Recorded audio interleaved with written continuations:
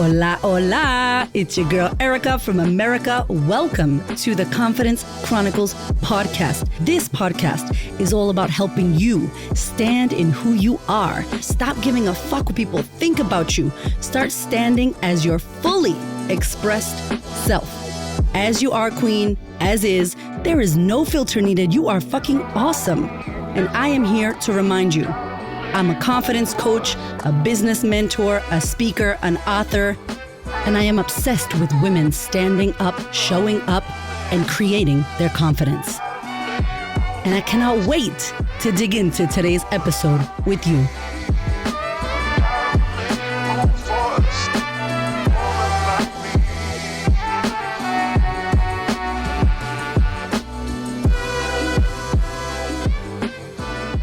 Welcome to the podcast, my friend. Okay, so today's episode is I have the most amazing guest, the beautiful and amazing Maha Abouelenein. She is the founder and CEO of Digital Savvy.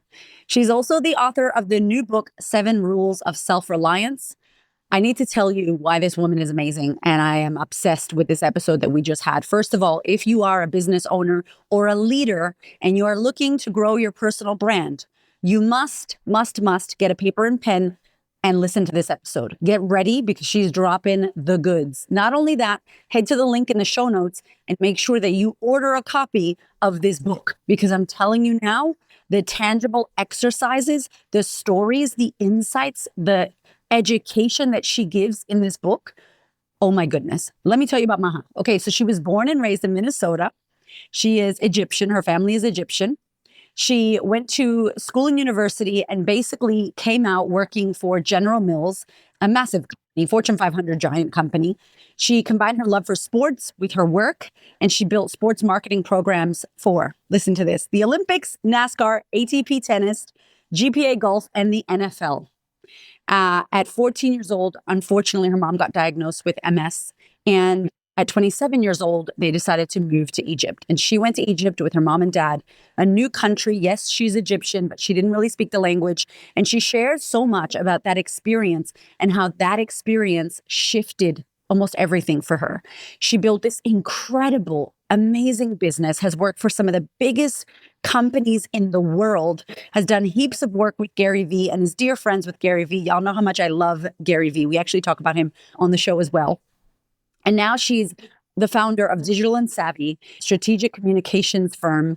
She has over 30 years of experience in her business. She supports people to build their personal brands, to master self-reliance and what that actually means. And let me tell you how much what she shares in this book and speaks about on this episode relates to what we talk about here on the podcast, about resourcefulness, around radical responsibility taking, around not letting the opinion of others hold you back, and what it actually means to be self-reliant and why you need this. She is such a beautiful soul. The experience that she has value added to so many companies and so many celebrities and so many amazing people, but her humility is next level. And she's just a beautiful soul. I cannot wait for you to listen to this episode. Before we start this, what I want you to do, tag me, tag Maha on your stories. If you're enjoying this episode, click the link in the show notes. Make sure you order this book. I'm telling you now that you need this book in your life. I cannot wait for you to listen to this. Without further ado, please enjoy this episode with the amazing Maha. Maha, welcome to the Confidence Chronicles podcast. Thank you for having me. I feel confident already. You look amazing. I'm so happy that we could do this finally, and massive congrats on your new book. Oh my goodness. The 7 Rules of Self-Reliance. I'm waiting on like 14 copies to arrive to Australia on the 8th of October because we're going to give some away to our amazing audience. Oh, how exciting. Actually, the date is a big celebration. It's a big moment. Like, I have been wanting to write a book for my whole life. And, you talk about your dreams and your goals. And I'm like, that last year, we're like, I have to do this. I have to write this book. And I'm just excited that it's out there and that people get a chance to read it and practice these rules, which I have tried and tested and lived my entire life. And it's really exciting. I'm excited because when a woman like you writes a book, to everybody listening, you better get on there and order right now, because the wisdom and the experience, we're going to talk about it, that you have lived, the life that you have led, the companies, the people, just the experiences that you have, that you put into this and you poured into this book. I just know it's going to be next level. But I want to ask you, somebody gets this book, they buy it right now, they go to the link in the show notes and they order 15 copies as well. What are they going to get? What are you hoping that they gain from this book? First of all, I hope they get a lot of confidence to trust themselves. To rely on themselves is not about being independent. To rely on yourself is to be powerful. It is to be an asset to yourself and to other people. Self-reliance to me is about, self-advocacy. Like, I want to be putting myself in the best foot forward. What skills do I need? What relationships do I need? What experience do I need? How do I build my personal brand? How do I build my reputation? And rely on yourself to do it so that you can be valuable not only to yourself, but to others. Mm-hmm. Go and get it. Okay, so we spoke a little bit about confidence, and you said this is literally the definition, is that self-trust. And so when you think about self-reliance, what comes to my head when I was reading about this book, I was like, the world needs this book, because it isn't something that everyone has. And it's kind of a thing as entrepreneurs and business owners. And as someone who coaches, I'm always like self-reliance, self-responsibility, resourcefulness. What does it mean to you to be self-reliant? It's about, like, we just hit it on the head. It's about being resourceful, but it's also about trusting yourself. Often we are waiting for permission from others. And so I'm like trying to tell you, don't wait for permission from others. You know what's best for you. No one's going to put you at the top of your priority list but you. And if you can rely on yourself to trust your decisions, to trust your gut, to invest in yourself, not only will be unstoppable and valuable to others, you'll be happier because you control the cards. I want people to have the cards in their hands and not wait for someone to bring them opportunities or wait for someone to anoint them that project that's going to make them a not rock star. Somebody told me early in my life that I was a waiter. I'm like, what do you mean I'm a waiter? And he's like, you're waiting for Mr. Right. You're waiting for your boss to give you that promotion. You're waiting for life to just hand things to you. And I was angry. I'm like, what? I'm not a waiter. I'm going to go home and think about this. And how can I create the opportunities I want to see in my life? Then I realized I was missing stuff. I was missing relationships. I was missing experience. I needed to learn things. I needed to do different things. And I feel like anyone who wants to rely on themselves, it's simple. Start by being curious. What are you curious about? What do you want to learn? One of the things, Erica, we live in the best time to be alive right now. Information is at our fingertips. YouTube is for free. Podcasts are for free. Everything is available to us on the internet for free. You no longer have to have like a degree or get into a fancy school to know things. I don't want to be left behind because I don't know things. I want to rely on myself to know the same thing that anybody else can learn. And I have access to it and it's free. I could kiss you over the Zoom right now. Okay. Like, this is why it's such a great time to rely on yourself. 100%. Like, it's honestly the best. I love that you said it's the best time to be alive, because I started in 2018. I was still lucky. There was Instagram, there were things, but like, the internet is free 99. And it is a place where we can learn. And I just said to my clients yesterday on a call, if you can Google it, if you can chat GPT or Perplexity, the question, don't bring it to this call. Like, have that drive. What do you feel that gave you? Because I know in the book you share beautiful stories about your family and your amazing dad, who's full of wisdom and shared a lot with you. But where do you feel like you got your self-reliance? Were you born into this in your Egyptian family living in Minnesota? No. Did you learn it? Okay, tell us. Nobody's born with self-reliance, but you can certainly master it, right? It's just the ability, and it's a very simple question. If not me, who? You should say to yourself, well, why do all these other people get these opportunities and get to do these things? Well, if not me, who? Like, I can do it. Several times, and I give really good examples in the book to help illustrate this, I got asked to do things I'd never done before. And I said to myself, I can't do that. Like, that's not what I do. I'm like, wait, if they think I can do it, what makes me believe I can't do it? I am the one who's in my own way. I'm the one who's overthinking things. I'm the one who is kind of self-sabotaging, negative talking myself into saying I can't do it when actually I never tried before. How would I know? You don't know what you're capable of until you get asked to do it. And I find that that's just a very, I just, that revelation came to me very early in life that I shouldn't think I'm not good enough or I shouldn't think I can't do things because if I actually try, not only can I do them, I can master them. Mhm. So it's like that trusting yourself, which to me that's what confidence is. It's like it's not that you know you can do it or that you think you're unstoppable, but you're like, if it's here for me, if it's presented, I can give it a crack and I trust myself to work it out and figure it out. Yeah. And even if you fail, you've learned things. You've learned Mhm. about yourself. You learned about, okay, I need to learn how to learn better. I need to learn how to build better relationships better. You learn something. You always gain something from an experience, whether it's a positive experience or a negative one. And so take those lessons and turn that into something that you're going to rely on yourself to dig out of the next time even better and really, really make a difference. Yeah. Why do you think in today's day, like with social media, with AI, with so much happening, people struggle with self-reliance? I think because we've have so much access to information and stuff that we just kind of expect people to like make decisions for us or bring opportunities for us. Like I feel a couple of things. One, social media, we compare ourselves a lot to what other people are doing, even though we're not on the same journey. Two, we have so much choice that sometimes then that we can't make decisions because we don't know what's best. And so Mhm. we're hoping circumstances will make the decisions for us. I feel like we have a very big trust deficit. Like we don't trust ourselves. We don't listen to our guts. And I feel like a lot of people, even in my career, I got into so many situations where I felt not good enough or I wasn't worth it or I shouldn't do it. And I really was like, that's when I said, if not me, who? But I also said, I don't need to figure things out by myself. Being self reliant is not about not needing anybody. It was having that self awareness of what am I missing? Okay, now I need to go get help in this area because now I know one, two, and three, but I don't know four, five, and six. So I need to go find Mhm. somebody who knows how to do four, five, and six. I love that because that one of my questions, because I'm getting my bachelor's in psychotherapy and I'm not going to practice psychotherapy. I don't want to be an Instagram coach. I want to know more of the things for myself so that I have the skills, right?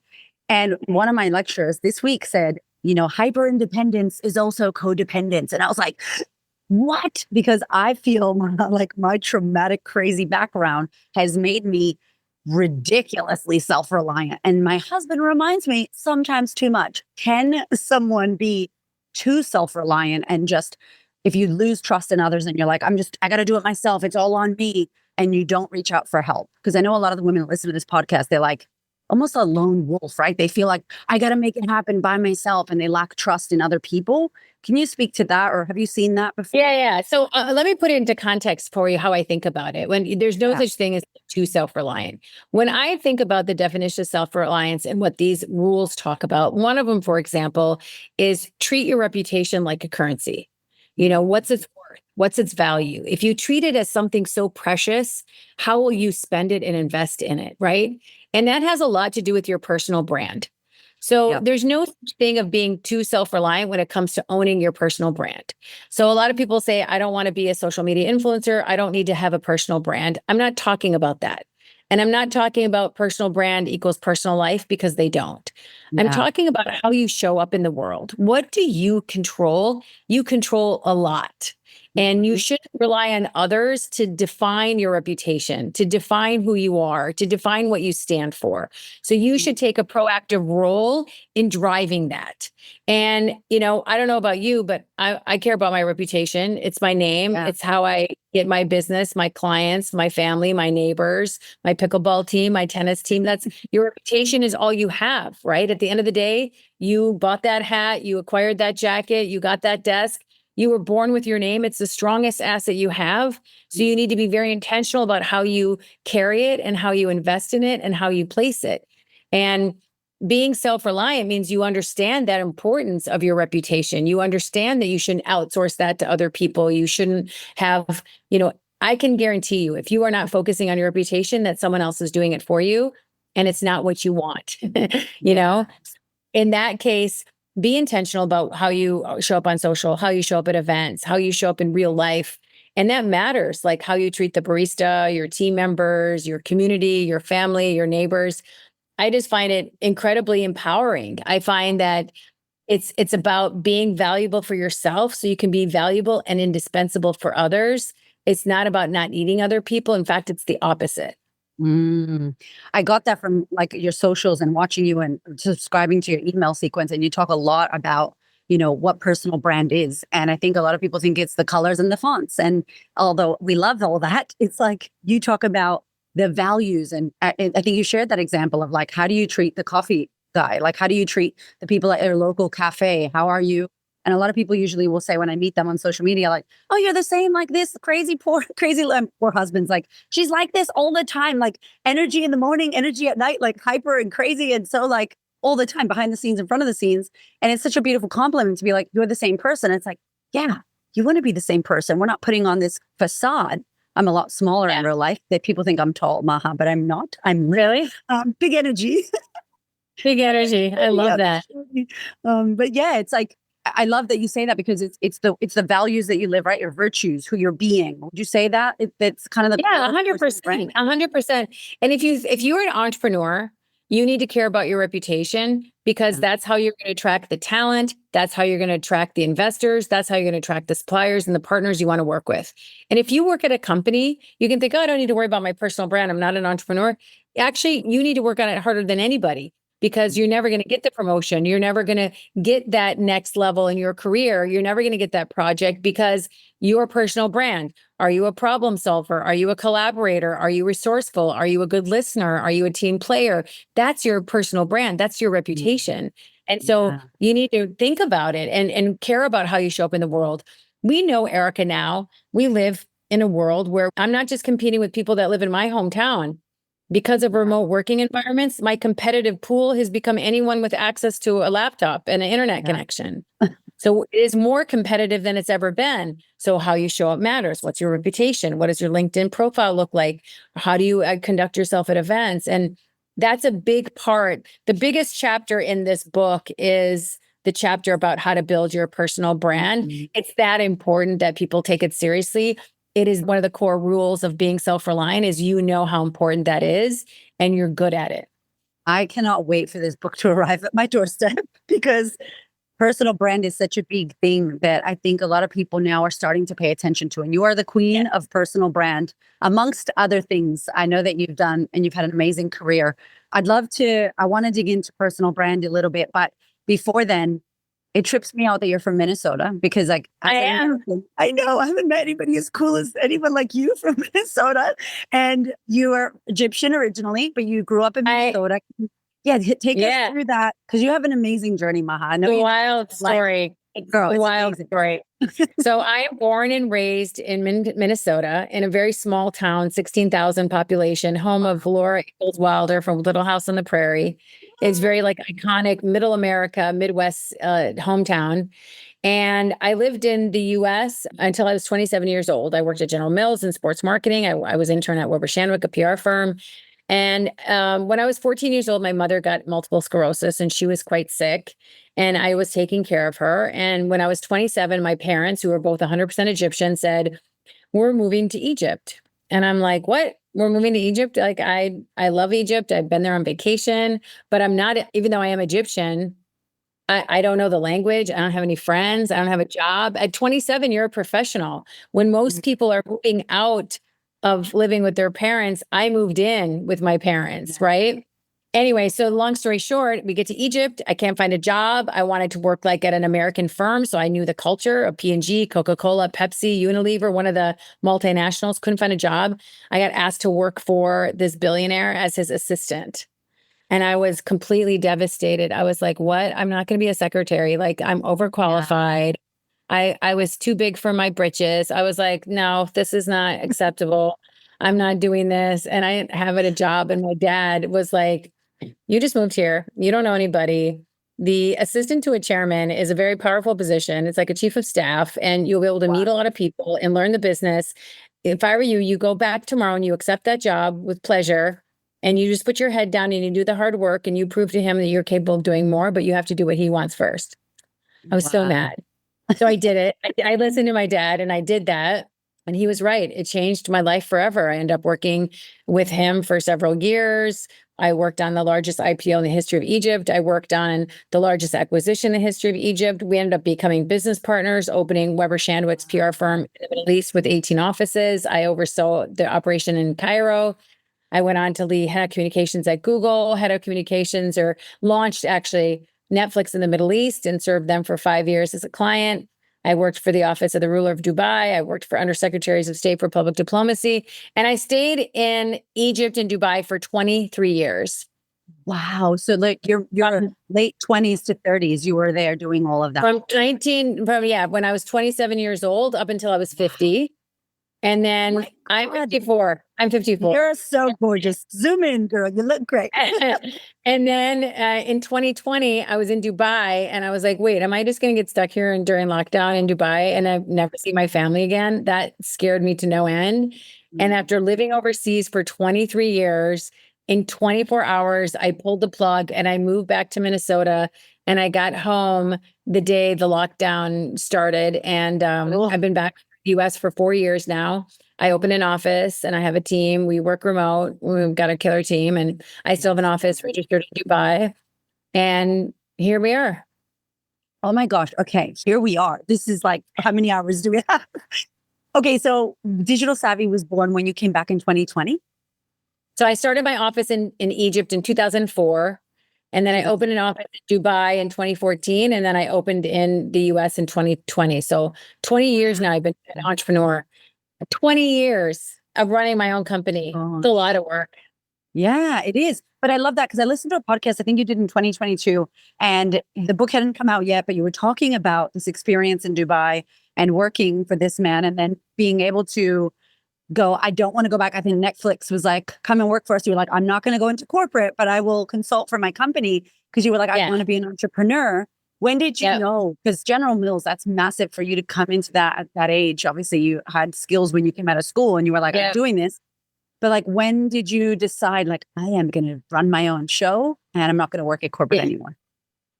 I did that when it was like 2000, but like, honestly, Erica, like I didn't really know what it meant to be an entrepreneur. Like you don't know what you don't know, right? I'm really good at comms. I'm good at strategy. I'm good at messaging, storytelling, PR, narratives. This is like in my veins.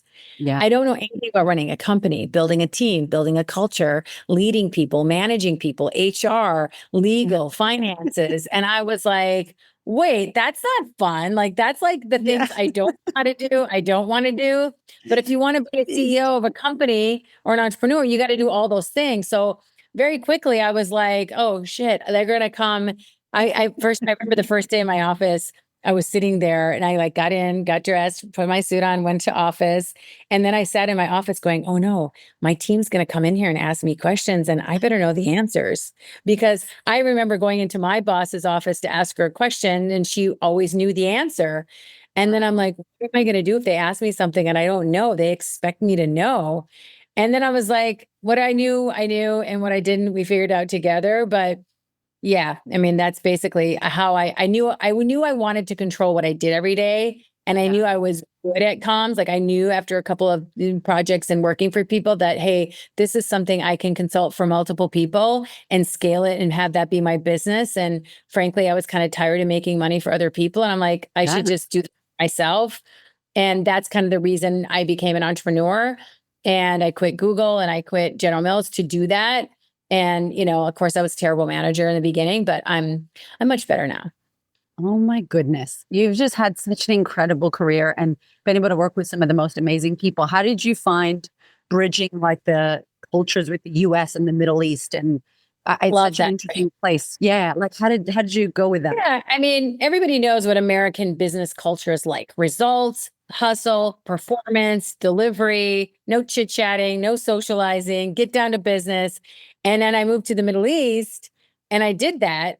And someone was polite enough to kind of tap me on the shoulder and say, we don't do that here. Like you need to, all business is personal. You need to slow down. Yeah. You need to put warm notes in your emails before just getting straight to business. And I was lucky that people told me and gave me feedback. So I didn't walk around like a bull in a China store because I was like, we got to get results. We got to go, we got to do that. We got to do that American thing. Yeah. And then I learned the beauty of doing business in the Middle East is all business is personal and it's built on relationships. And then I learned to like work at their speed and to break bread and to have coffee. And it's not small talk. It's genuinely be interested in who they are. And that's the longevity of some of the best relationships I have is I took the time and I never thought of it as an important, it's actually one of the rules in the book of how to be a long-term player is to build those relationships over time, make deposits in other people's trust bank over time, Oh my God. be valuable to people over time and don't worry about making withdrawal. Don't worry about getting your share. Don't worry about introducing A to B and them leaving you out. It doesn't work that way. Oh my God. Okay. So I have on my little paper here because I have a million notes for you. There's something that I always say, and it's like, I'm making deposits and I don't withdraw. Right. And it's so funny you say that because it's like a bank account. You're just like deposit, deposit. And I can really hear that throughout your career, you've been a value adding, you've been a problem solver, you've been someone that's been able to, connect the dots and strategically support and do things. And I love that you say it's a relationships game because when you're not thinking about what can I get from this, then you're pouring into people, then you're obviously being of service, you're helping, you're adding value, you're supporting. Does there come a point in time for you in this journey that you had where you got good at asking or, calling in? Because I think for me, this is my own personal, yeah, because I suck at this. And I'm like, this is my year because I just finished my book, my second book. And as you know, now that you're on this side, I can't wait to be on your side. It's so much You're more going to be on my show. Yeah. Oh, girl. I'm like, it's just so much fun to sell it. I'm great at the selling and marketing, not like so much sitting and writing. I'm like, oh gosh, this is so hard. But when you get to those places, you really want your book. Like this book is going to help so many people. You do have to ask and you do have to share and you do have to talk about it. And I know many of my beautiful clients that are listening to this particular episode, they couldn't wait for you to be on, have issues with saying, hey, I need some help, especially the women. They're just You have doing to it ask. themselves. You have to Yeah, talk ask. about that. You have Thank to you. ask. Like, I feel like again, going back to self-awareness, what do I know? What do I don't know? And I got to fill those Yeah. gaps, right? Asking for help is a sign of strength. It's not a sign of weakness, but be specific with your ask. Know what it is you want. Don't leave it open-ended for that other person to figure out exactly where you need to go. Try to be specific and then always follow up and always thank them and then try to offer help. One of the biggest things, me and my team, we have this joke within the company. One of my team members always says, tell me, like we'd be in a meeting. She's like, so tell me. And, my thing, we're like, everyone, what's your saying that if you say it so many times, we should make it on a t-shirt. And they said to me, like, Maha, yours has to say, how can I help? Oh, I love Because that. I like to ask people, how can I help? And I'm also a big believer in asking for help. Yeah. And I want to be specific in what I'm asking for and when do I need it and what do I need it for? And I feel like asking for help is difficult to do because you feel like, oh, you don't know. You don't know. You need to ask for help. Yeah. But I feel Yeah. like if you put it into context for people on what do you need it for? Like, is it something for you? Is it something for a client? Giving them the context helps them understand the level of necessity or urgency that you have. I work with Gary Vee and Gary interviewed me for my book on his podcast. Yeah. We actually talked about this point because sometimes I might need a favor and I want Gary to do a favor for me. And he's like, well, tell me what it's for. Is it for you? Is it for somebody else? Like you're asking me to help. What's the purpose? So I know and have that transparency. Cause like sometimes people just ask for help and just they're askers and they're takers. Yeah. And I feel like it's really important that you pay it forward. If somebody helps you, help them back or help them in another way down the line. Or if there's something important for them, send them that article, make an introduction for them, be a super connector, find ways to bring value to people who help you because everybody's busy. Everybody's not working on your schedule and your priority list. So if you do have something to ask for someone, make it specific and really make sure that you do follow up with people. Yeah. I love that advice so much because it makes it tangible and it's like, it's actually of service. And I have a friend who wrote a book called The Gift of Asking. And, it's a challenge for so many women to ask and to make the ask, as you said, that's so good, specific.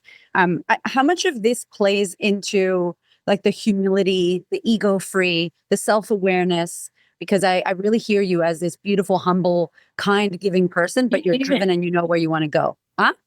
No, I'm not that. I'm not. No, I mean, it's not that easy. You're oversimplifying, I think, who you think. I mean, thank you. It's very kind of you, but I As feel in, like, like, you're a nice you know, person. You know what I mean? You're like, yeah, yeah, you're, yeah. Sure. but you're Yeah, also a yeah. boss, Sure. obviously. Yeah. Yeah, no, but you have to like, put yourself in the other person's shoes, right? Yeah. There's a lot of things I don't have, and there's a lot of access to resources or issues or people that I don't have, and I need to ask for help. And I feel like sometimes you just have to be humble and put your ego aside and say, listen, Yeah. I can't get this done unless I get help. Do you Yeah. know anyone who can help me? And sometimes you're not asking them directly, but by putting them a question saying, I'm asking for advice. Somebody told me once, if you ask somebody for advice, they'll give you money. If you ask someone for money, they'll give you advice. So like just the way you ask, like if you really want money from somebody, but just ask it in the question of advice, you'll get the money. But think about just asking people for advice and maybe then they'll get the hint that maybe, oh, you need help. Like I'm in a dilemma with this problem. Can you advise me? And then they might offer other suggestions that you didn't even think of. Yeah. Yeah. It's so good. And it's such a thing that I see women, especially we struggle because we carry all the plates and we try to do all the things. Okay. So obviously there's a level of self-awareness. Obviously there's a level of growth mindset that you have. Would you say that there were mentors or people that supported you I had Gary on the show once, and I will say for personal brand, I would literally have my business because of him. Obsessed. My kids know him. Like they grew up watching him with all his bad words, they say. And It's so like genuine. learning, he's so lovely. And he could like, yeah, I have some millions of downloads, but I'm not the biggest show in the world. And he could say no. And what I learned about him with personal brand is like, I can give you 15 minutes of my time, 14 minutes and 59 seconds. And like, to me, that was such a beautiful example Yeah. of Yeah. kind and caring and supporting the community and those that love your work and still having your boundaries, 14:59. Like it was like, thank you so much. But I wanted to ask you about this because I think about, the personal brand. And when you share about personal branding and the 7 rules, I wanted to say, because you say the personal branding is like your skills, your experience, and your personality. Yes? Can you talk to that? Because I love the personality side, because that's the side that you say, like, that's Yeah. different. Yeah. Yeah. So like Erica, you and I can have the exact same skills and experiences, but what makes you unique is your personality. Right? Mm. Because a lot of people think about, I don't need to invest in my personal brand or my reputation. For example, and I talk about the same example all the time because it's common. Personal trainer who is a personal trainer. It's like, I don't want to start my Instagram because I have 0 followers. Like, there's a million personal trainers on the internet. Why would they come to me? I'm like, yeah, they may have the same skills and experience exactly on paper that you do, but they don't have your personality. And think about your own behavior. What do you bring to the show, Erica? How do you talk differently? How do you treat your guests? What is your message that makes people attracted to listening to you? There's something emotional that people connect with you. There's something that people like from your personality that carries your personal brand. And Yeah. always put yourself in the shoes of the consumer. Like, what makes you stop your thumb when you're scrolling? Mm. Mm. Story Yeah. connected with you, a message resonated with you, the personality of the person delivering the message resonated with Yeah. you like their style, you like their personality, and that's the key. That's the thing that a lot of people are worried about sharing because I don't want people to say, who does Maha think she is? And I think people do. You're right. Like people they want realness. They want some, I know you talk about Authenticity. authenticity. Yes. And it's like, what makes you give yourself permission to be who you are and allow others to see you as you are. And I say I get metaphorically naked on the internet. Obviously, I know that's a crazy metaphor, but it's like, hey, see me. This is all of me. And I swear it makes people feel safe. I swear they feel like, "Oh, me too. Oh, we're the same." And then they draw in and then they get in my work metaphorically naked. And now we have for the first 5 seconds vulnerability. Ah, this is beautiful. And it's a space on the internet that we can be real and raw. And it doesn't seem like there's many spaces like that. Yeah, I mean, I think about the personal brands that we are attracted to, they have these 3 qualities. One is that they're authentic. They are who they are in real life, on the camera, in meetings, at family get-togethers. They are who they say they are. Yep. Second, they're consistent, right? They're consistent in how they show up, they're consistent in how they present themselves on social. They're consistent and think of just anyone that you love to follow, any figure, celebrity, business person, athlete, whoever it is. You want to see the same thing over and over, and your brand also needs to be consistent. And then Yeah. the last is they have a purpose, right? Mm. that's the hardest thing for people to discover is what's their purpose or what should their purpose be. And I put a ton of exercises in the book to help people do that. But I think that's the key is like, like what you're passionate about or what you want to share with the world. And you shouldn't be shy to do it because you think somebody else is already doing it or doing it better. That is the exact opposite of what you should do. There is such an abundance in the market. There are room for hundreds of millions of people who still have not begun to create their brands and content, still coming into the market every day. Podcasts still haven't even scratched the surface. Influencers are still haven't scratched the surface. I just feel like, what are you waiting for? Yeah. There's no reason to wait. If someone's thinking and they're listening and they're like, I'm getting this book and I'm really focused and I want to build my personal brand, what would you say is like the beginning where they need to start before they even go out there and build it?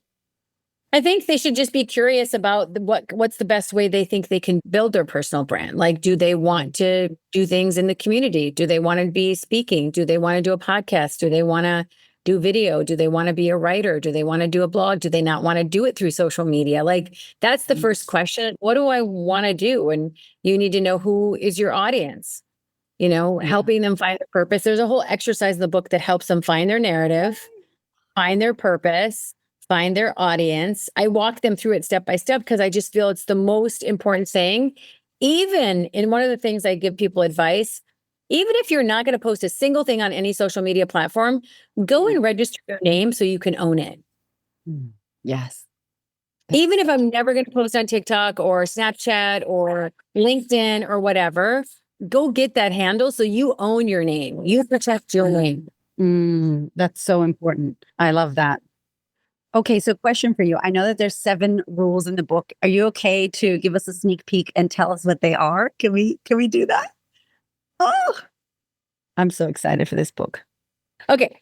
So the first rule of the book is stay low, keep moving. And stay low means not stay low profile. It means stay focused on your goals. Put blinders on.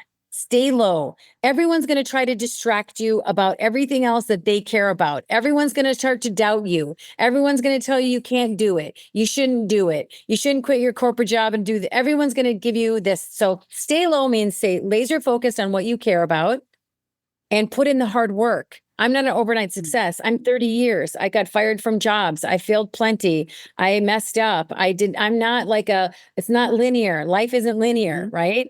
So stay low by putting in the hard work, putting in the effort, putting in the reps. Keep moving because anyone who's self-reliant knows that shit happens. Life happens. Setbacks happen. Obstacles happen. People get fired. Economic downturns happen. So you have to keep moving. You have to know this is the cycle of life. We just need to stay low and keep moving through it. That's number 1. I love that. The second rule is be a value creator. How do you create value for other people? This has been the secret sauce for my business and my life. And it started with my parents. Both my parents were very sick. And I was like, what's the one thing I can do to make them smile today? What's the one thing I can do to make their day better? What's the one thing? They were like bedridden, completely handicapped, couldn't do anything for themselves, not eating, feeding, bathing, nothing. And I was like, okay, I'm going to try to create value for them. And then when I did it, I felt satisfaction. I felt happy. And then I was like, well, if I can do it for my parents, I could probably do it at work. Maybe I should try to create value for the company with like me taking initiative to do something without them asking, maybe anticipating needs, being helpful to my other team members. Maybe I can think strategically about something I saw in a meeting, go do some work, come back and add value. And I put points on the board without them asking. And then I became indispensable and valuable for them because they were like, Ma's trying to always create value. She's always thinking about our needs before we even ask for things for her. Number 3 is don't be a waiter. You can be 2 things in this life, wait for things or create things. And I told the story earlier, but don't be a waiter. And I help you through in the book to look at the exercises to see, are you a waiter? Maybe you're a creator, but you want to be creating better. What does it mean to create instead of being a waiter? How do I recognize if I'm just waiting for people to, I was expecting people to do things for me. I was expecting people to see my value. I was expecting people to bring me opportunities. That's not how it works anymore. You need to create those opportunities. Another rule of the book is unlearn, relearn, and invest in yourself. I would say if you walk away from listening to this and you only walk away with one thing, this is what I want you to do. I want you to invest in yourself. No one can take away the knowledge that you sink in that love and that effort that you put into yourself. I don't want to be left behind because I don't know things. So I want you to invest in yourself. Think about, what do I need to unlearn? Ideas that are no longer serving me. What do I need to relearn? What are the things I can do to invest in myself? I don't like AI, but maybe I've never tried ChatGPT. Should I lean into that? Should I maybe take that photography class because I've always been fascinated with cameras? Should I learn how to edit a video? Should I learn how to play pickleball? What am I curious about? And learning doesn't have to be work related. It could be a leisure book. It could be a skill, could be playing the piano. You just have to invest in yourself because that's good for your brain, but it's also good to challenge yourself to do things outside your comfort zone. And that's the thing that self-reliant people do. They know the importance of investing in themselves. Another rule is be a long-term player. And I told the story of, I worked for Gary for free for like a year and a half before I started working for him formally. And I knew the value of building a relationship, working with him through osmosis, spending time with him and his team. And that was a very long term. Like, a lot of people shouldn't work for free unless you can afford it, know the risk and benefits and the reward. But I always should think about opportunities in two ways. Are you learning or are you earning?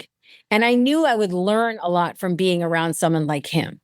I was going to, hopefully want to do business with him, but I knew I was a long-term thinker. I was like, okay, my long game with him is to try to invest in this relationship, bring him value consistently, and show up in a positive way where I can contribute to his business down the line. But I have to show him who I am, what I do, and play it on his terms. And a long-term player also knows the value of relationships. So I teach in this chapter, how do you network through DM? How do you network on Zoom calls? How do you build relationships in today's modern age? How do you actually know how to be a super connector or a super networker? Because that's important, and not get left out. What's the trick to doing that? What's the skill you need to have? Because I feel being a long-term player is essential. And then the last rule, which is rule number 7, is live with no regrets, which is very easy to say and extremely difficult to do. But I had all the cards stacked against me. I don't come from money. I don't have a rich family. I'm a daughter of educators. My dad's a teacher. My aunt and uncle were a teacher. My grandfather was a principal. I had 2 handicapped parents who were very sick. I had to move to a foreign country essentially without knowing the language. Everything was against me. Yeah. And everything that I went through in that journey with my parents and in that process of moving to the Middle East, even though I am Egyptian, I don't feel like I belong there. And everyone said to me, "Oh, you're so American. Your English is so American." It taught me so much, and it was part of my story. And I don't regret it. Even though it was the most difficult chapter of my life, I learned how to take that struggle and turn it into a strength, how to take my setbacks and turn them into comebacks. Like, it was difficult, but it also taught me about patience. It taught me about perspective. Like, I can't really complain. My mom and dad can't even swallow. They have to have feeding tubes. So when I think about perspective and regretting things that happened to me, I immediately said, you know what? This is a blessing. This taught me so much. And if you read the book, I talk about, the Super Bowl and the prime minister and this and that and celebrities and parties and a lot of the work I did. Nothing compares to the pride I have for what I did for taking care of my parents. That's all that matters. How you treat people, how you give them dignity. And I feel like, try to live with no regrets. I know it's hard to do, but like, just feeling sorry for yourself is a waste of time. And life is too short. We're only on this planet for so long. So really take time to think, 2025 is right around the corner. Get this book, and I can tell you, your 2025 won't be like your 2024. Oof. I've tested it. I've lived it.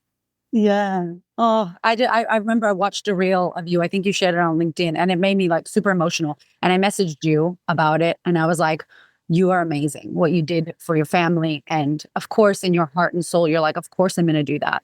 But there's choices that we have in life, and there are people that would make different choices. And I hope that you know that your heart and your being, you're a very special human being, and you've done some amazing things, and you could be completely different.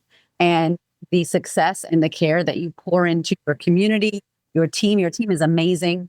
You know, everything that you do, you're led with your heart. You can feel it. Like, I haven't met you in real life, but I can just feel the heart and blanket love that you give and what you do. And so just a massive shout out and thank you to you for Thank being you. such a Thank you. good human.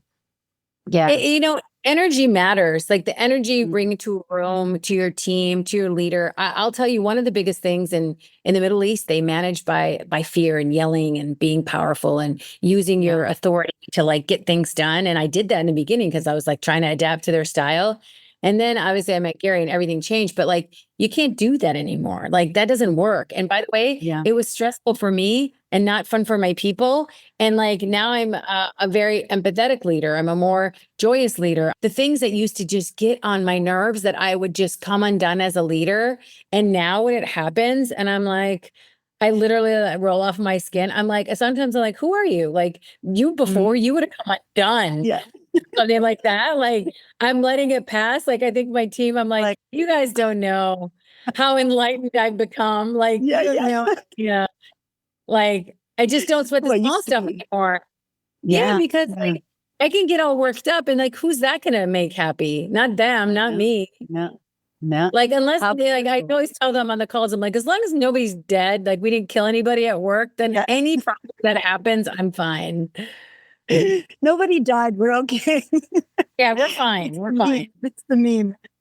It's Okay. So context. Context. yeah, but it's true. It's true. It's like, and I think that one of the things when I did interview Gary, I did have a question because I've been following him for ages. And I did feel like, you know, I say, and I probably do this for my clients now, that he gave me a loving bitch slap.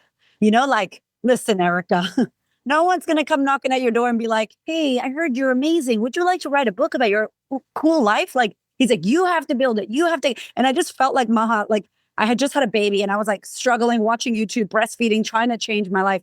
And it was like he lit fire in my butt cheeks and I was just on fire, right? And it was like, go for it. Let's do this.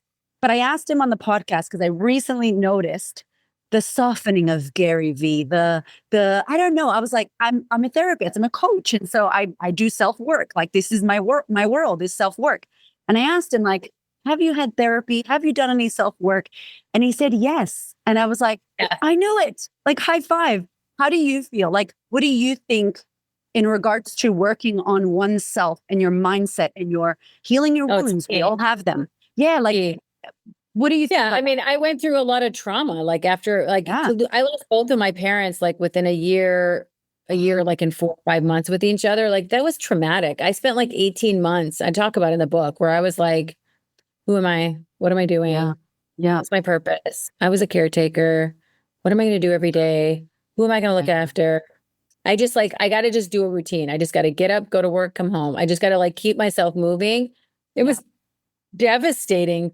I moved to Egypt with them and then they both died. And like, what am I supposed to do now? And like, and then my sister was like, move back to Minnesota. I'm like, no, I can't make another dramatic change in my life. I'm not mentally, emotionally stable right now. Yeah. So yeah, I mean, and my parents like gave me everything. And my mom was sick since I was a teenager. So I became super close to my dad. I was completely daddy's girl. He'd come home from work. Dad, how was your day? Like I completely became attached to my dad. And then when he died first, I couldn't believe life was going on and people were going to work and, you know, watching TV and life was happening. I'm like, wait, my whole world just paused. I was devastated. And everyone thought I was never going to recover from losing my dad because I was so close to him. And then I was like, okay, I just started focusing on my mom. And then 2 weeks after he died, she got incredibly sick and was in hospitals. And then she deteriorated to the point where she passed away. So yeah, I mean, you have to work on that. Like that was a lot of trauma and therapy I had to go through to like deal with losing both of their parents. And then I had to go through a self-discovery. Like, who am I? What am I doing? What's my job? What's my career? What am I going to do? Now I live here now. Like, I guess I live here. And by that time I had moved to Dubai, but I was like, okay, it's a lot of change. You got to work on yourself. Yeah. Yeah. A lot of journaling. I did a lot of journaling back then. And I just felt like that helped me. I had a therapist, obviously, but Yeah, you have to put in the work in yourself. And like life is too short also to not get therapy, because when you want to be your best version of yourself instead of walking around with all that baggage, is painful. 100%. And that's what I think when I see people that are like yourself that have lived such an incredible life and there's still more around the corner. Like Maha's book has just come out and she's on a mission, right? And I want to hear about your mission Yeah. because you can see that you're driven. And I mean, I don't know you, but when I watch you and when I listen to your stuff, like I can feel your beautiful mom and dad's input into you, like their values and who they were and your family life and how you care and your work in the Middle East. And, I know that like what I mean is like it doesn't mean you're a softie. Like nobody gets to the place where you are with being soft, but you have this heart and these values, these virtues that you can see lead you. And so I like to hear about, what was the book or the mentorship or the moment that you went, oh, I have to work on me. I have to develop me. I have to, fill me up as a person, because I believe the same thing as the Middle East. Business is personal because you're the person in the business. Yeah. Well, when my parents were sick, it's like almost that what they say on the airplane, put your oxygen mask on before you can, before others. Like I had to I could be a full-time caretaker, but then I was like, wait, I got to take care of myself, because I couldn't just be 100% all with them. I had to make sure I was getting good rest. I had to make good decisions. I had to go to work every day. I had to pay for their bills. I had to make the medical decisions. So I had to hey, I need a timeout. Can someone come sit with mom? I can't do this. I got to get out of the house. Good. It's too much. I had to do that. I wasn't just selfless. I'm a human being. I needed to go out with my own friends and grab a bite or go for a walk or get a coffee. That's just life. But I also think, how you carry yourself and how you share your values shows up in so many ways, and it starts with how I treat my family. It starts with how I treat my team. It starts with I want to live in a certain way. And I want to make sure that I'm consistent as well in how I do that. And I think the biggest thing for anyone who is going through a journey like that, where you have obligations, if you have to take care of your family and or your kids, but you have your own ambitions, you have to fill your cup first. I wasn't 100% just, daughter. I was I have ambitions and I'm going to try to just push myself to the limits to be able to do both and get helped with my parents and get full-time nurses with my parents so that I can have, you can balance ambition and career. I had a woman come up to me at an event recently and she heard me do a talk. And then she's like, I'm struggling. I have ambitions of my own life and my own things I want to do with my career, but I'm also a mother and I have a 5-year-old and I want to do a good job in being a good mother, because my mother wasn't around. She was working all the time when I was a child. Because she had to put food on the table and stuff. And so she's like, how do I deal with that? And how do I balance that? And I said, like anything else in life, you set your priorities and you have to allocate it. You can't do one or the other, because then you'll be out of sync. Yeah. And that scale, that balance, you have to put one on each so that the scale balances. Sometimes it's going to be a little bit more this, sometimes a little bit more that, but prioritize it. Otherwise it will never happen. Yeah. And you'll like your whole life living for other people, and then you'll get full of resentment and regret. And yes, that's the worst. That's not the rule. The rule number 7 is no regrets. You need to live no regrets. I love that you fill your cup first, because it's a huge thing. And I think those of us that I know, a lot of the women listen to this podcast are leaders or they run a business and they are mothers. 70% of them are mothers. And so if you're listening to this, Maha is saying, fill your cup, make sure that you look after you. Yeah. And I do think you can have it all, but just not all at once, right? It's like, you have to take the steps that you need. And everything has its season. Everything has its season. They're like phases, right? There are steps that you're on. I can't wait for the big phase, but it's like, you have to be on this one. Okay. So I have a question. What is next for you? First of all, what is the purpose that's driving your impact, and what's next? What's around the corner? So I think I kind of like to think of my life, like my first phase was living in the US till I was 27. Then the second phase was living in the Middle East. And the third phase is now being back in the US. So third time I'm reinventing myself. Yeah. This book obviously is a huge priority for me to get this out into the world and to scale the ideas and to help people implement these rules. And I don't I don't plan beyond that. Like, I want the opportunities that present themselves to present themselves. I still run a full-time business. I'm CEO of a communications firm in the US and in Dubai. And I just want to help other people implement these rules. And so I will do more. My podcast, obviously, new episodes will be out. I'm going to share more stories and train more people and do workshops and master classes. And I really want this book to do well. And I want people to give me feedback about what they liked about it or what helped them, or if they want any other resources or help. I want to be that.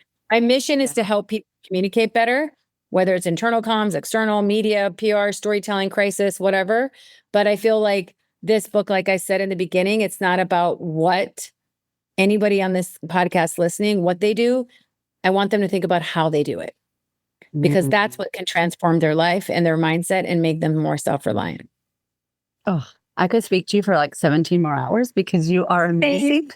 Thank you. I'm really grateful to be here. I love Australia. I came to Australia with Gary. We went to New Zealand. We went to Melbourne. We went to Sydney. We went to Brisbane. It was so nice. Oh, your Puerto Rican friend here in Melbourne missed you. When are you coming back? I know. And I have to say, I'm very proud of this point that I'm about to say. I was there for 5 days and I did it all in a carry-on. Wow, I was impressed. I was impressed with myself. Well, you know the reason why, because I travel with Gary. And I didn't know this because I started traveling with him a lot. In the beginning, we were always like on the road before the pandemic. Like he'd go to Malaysia or for the day. And if you had check-in luggage, Gary doesn't wait for you. Like you're at the airport and we land, he takes his thing and he leaves. And the first time I took a global trip with him, I had like a suitcase with all my stuff.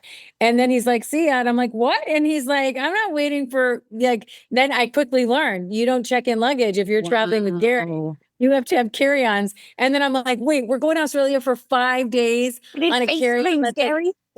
No, but it's like different shoes. It's different. It's like day outfits, night outfits. How am I going to do this? And now I'm the professional traveler and hacker. But I learned quickly, like you will be left behind if you check in a bag. And then I never checked in a bag again. Wow. So quick note, learn how to do carry-on baggage. Oh gosh, that's hard. I actually love it now. I'm very good at it and I'm very creative. So packing cubes are the key to life. Can you do some whoever invented packing cubes was like a genius. And I also like you have to like wear your tennis shoes. So those are bulky. They take up space, just like little hacks like that. How do you mix and match your outfits? How do you do layers? Different colors. Like it's just a game now for me. I'm like, okay, I'm going to be gone for 14 days. How can I do that on a carry-on? Like, cause I don't want to also get my luggage lost or wait at airports. Like, so now I have a carry-on, like a puller bag, and I got a little duffel that goes on top of it. And between those two things and my little crossbody, I'm good. Okay. I'm gonna message you for tips later because I'm traveling a lot and I'm like, how do I not bring my silk pillowcase? Just bring the case, not the pillow. Maybe I could do that because that's a big old thing to put into the luggage. Oh my goodness. Oh, Maha, thank you so much. Thank you. Thank you for everyone who spent time listening. I know. Okay, so everything is in the show notes. I want to challenge you not to just get one book. Here's what I want to challenge you if you're listening. I want you to get 2 copies, 2+, because number one, when somebody writes a book, it's a massive thing to pour your life stories, your work, the value-adding results that you want to give the world into a book and to write a book. But also there's so many people in the world that need to listen to this book, that need to hear what you have to say. So please support your local author here and get 2 copies, if not more, and send one to a friend, someone that you know, or if you're an influencer listening to this podcast, please do it as a giveaway because we love that. Maha, you are incredible. I can't wait to squeeze you in real life. I can't either. 7 rules of self-reliance. Maha, thank you so much. Thank you, Erica.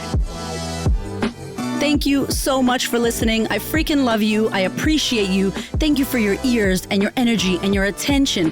Thank you for letting me into your world. And thank you so much for listening and tuning in to this podcast. There are so many podcasts you can listen to, and I deeply, for real, appreciate you listening to mine.